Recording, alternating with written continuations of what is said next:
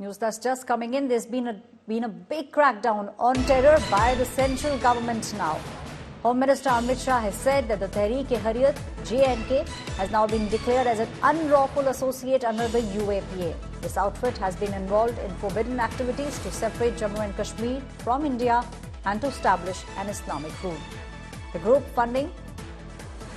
has been spreading anti-India propaganda and continuing with the terror activities, and all this just with the aim of breaking Jammu and Kashmir away from India.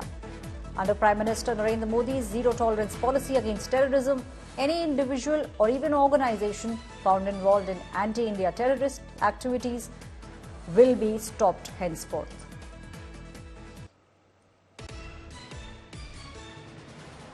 My colleague Sunil Ji is now joining me on this story.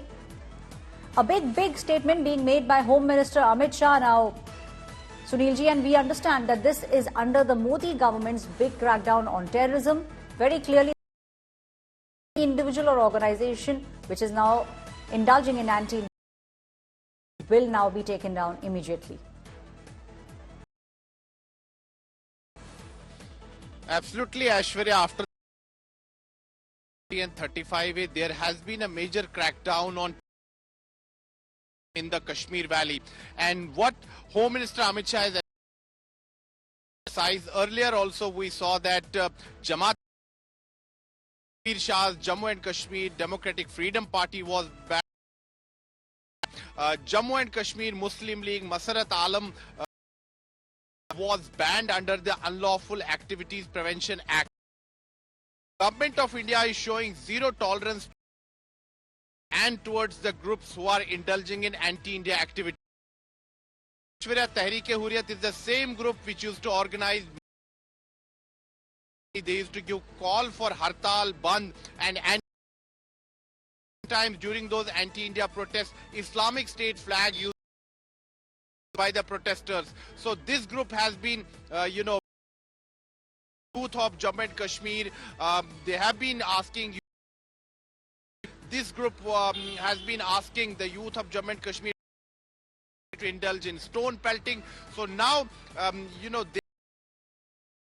the union government, as I said that earlier also, after the abrogation of Article 370 and 35A, organization Tehreek-E-Hurriyat, which was fanning separatists, was instigating the innocent youth of the Kashmir Valley, asking them to throw stones at the security forces. Now shows that now there is political will on part of the government is being showed towards the separatism as well as terrorism. Giving us all those details, my colleague Pooja Shali is also joining me. Clearly, the message is that there is zero tolerance policy. Be it an individual, be it an organization, if anyone is found involved in, then very stringent action will be taken against them. It's a very big news because this is Saeed Ali Shah Gilani's Tehreek-E band that for decades had been blatantly a narrative, was involved in radicalization apart from. And after, remember, just a few days ago, we also had another announcement by the Home Ministry, which was to ban the Muslim League of Masarat Alam. So after that, immediately Tehreek-E-Hurriyat, which was a big faction, even though, remember, this is all first and importantly a big all parties Hurriyat conference. So it was like a group of different outfits and parties, out of which Tehreek-E-Hurriyat was a part. But this was one of the most prominent because it was being led by Saeed Ali Shah Gilani. The group had done a lot of damage with regard to the situation in Kashmir and fanning terror activities as well.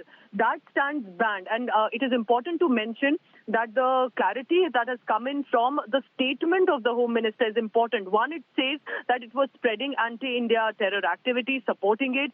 It was attempting to spread Islamic rule. All of this also adding that here on, according to Prime Minister Modi's zero-tolerance policy, none of this will be permitted. None of these activities and actions will be permitted anymore. And that perhaps is a message to other parties also right now. So this, in many ways, a very clear statement by the government and banning Saeed Ali Shah Gilani's Tehreek-E-Hurriyat. Thank you, Pooja, for giving us all those details. A message coming in from the central government, from Home Minister Amit Shah: individuals and organizations involved in anti-India activities will not be spared.